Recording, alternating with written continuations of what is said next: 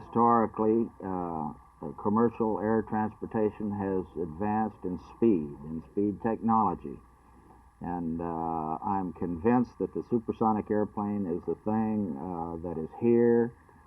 It's a vehicle that's going to be used, and for Pan American and TWA and the U.S. carriers having to compete against the European and Russian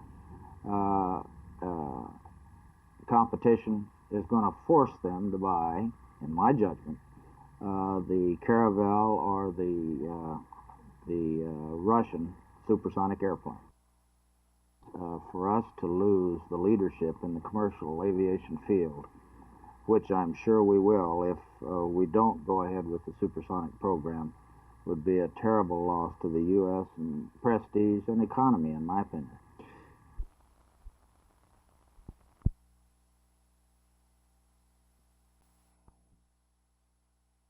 What do you do when you lack the education to get a good job or progress in a job that you've had for some time?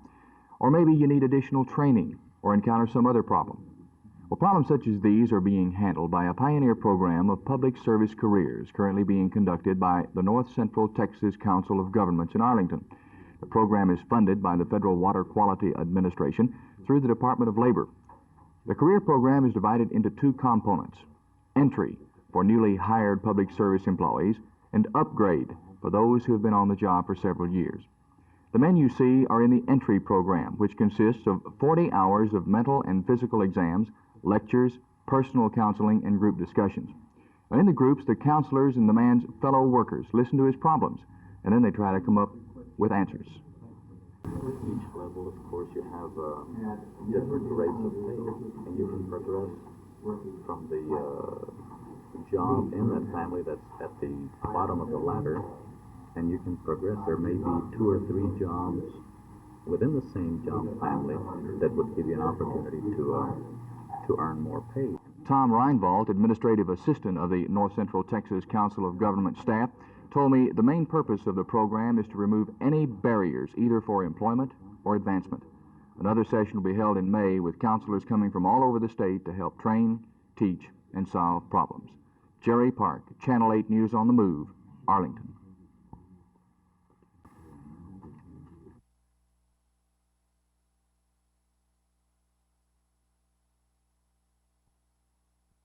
Six Flags Over Texas is closed for the winter. The fun rides and attractions are silenced until next April. Yet this place is literally busy as a beaver, maybe even 2 beavers or a whole colony.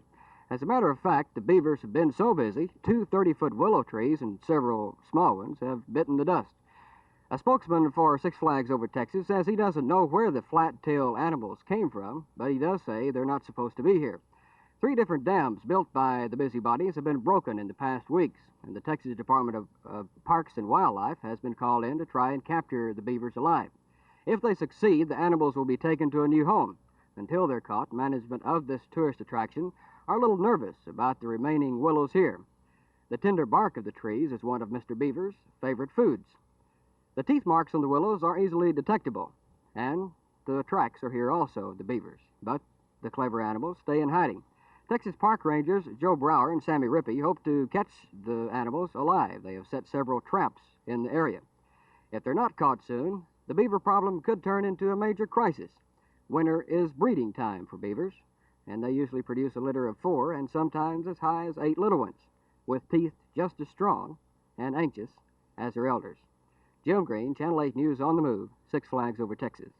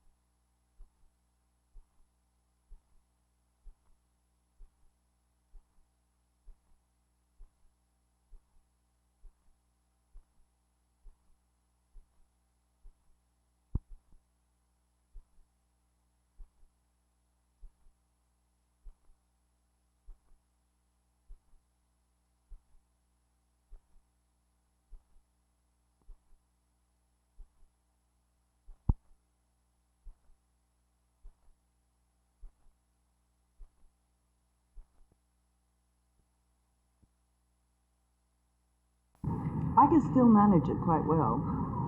That's not really I the question. think this is far more sexy than complete nudity. I don't know about you men, but I think that's far more sexy. Do you think you would do the thing, though? Or not? I would not. I think that's a very personal, beautiful thing that should belong at home.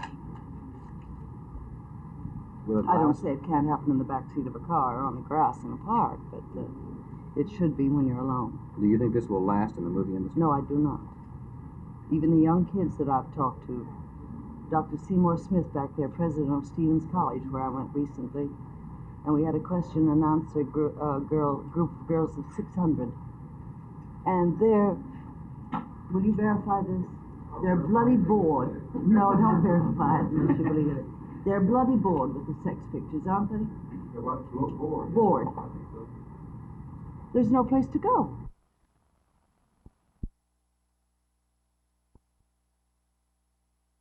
No, I don't think it will end. I think there will be a reduced emphasis on dormitories as a larger and larger fraction of the total people in the young age groups go to school because many of them cannot afford separate housing, and the higher proportion will therefore be living at home. But in many universities, the dormitory and the way housing is created is a part of the educational experience, so I don't foresee that it will end, no. What about controversial coeducational housing? You foresee any more experiments in this area?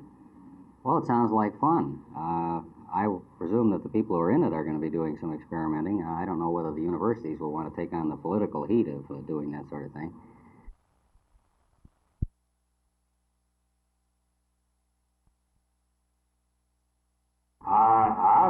They would probably have to see the State Department of Public Welfare in that the state has a contract with the federal government to operate the food stamp programs in the state of Texas.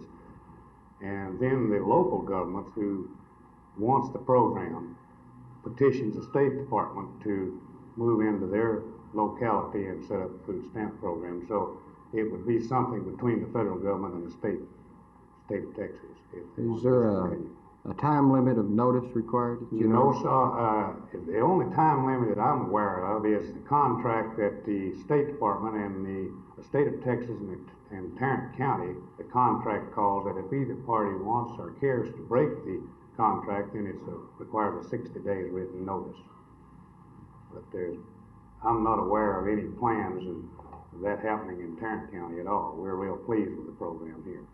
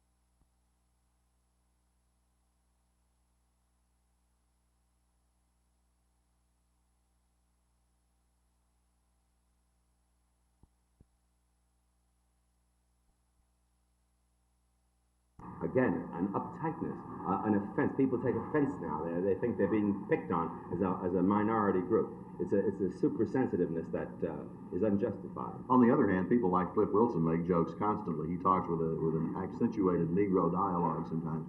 Do you think that this is going to help relieve tensions, that we get these things out in the air? You see, that the most common criticism you'll get about that will be from the Negroes, say that's a stereotype.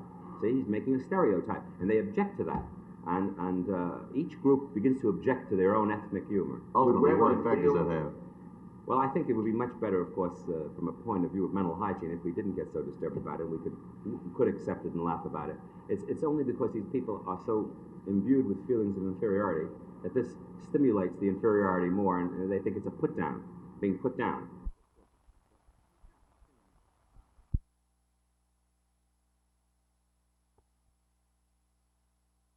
Well, one man went to the beach in Coney Island, New York, a very big beach, and he sees a little Jewish man sitting on the beach. He says, "How's the water?" He says, "Lukewarm, lukewarm." Jumped in, he almost froze to death. He rushed back, "I thought you told me the water's lukewarm." He says, "To me it looked warm." On the other hand, an Irish nurse on an examination was asked, "What are rabies and what can you do about them?" She said, "Rabies, a Jewish priest, there ain't a damn thing you can do about it."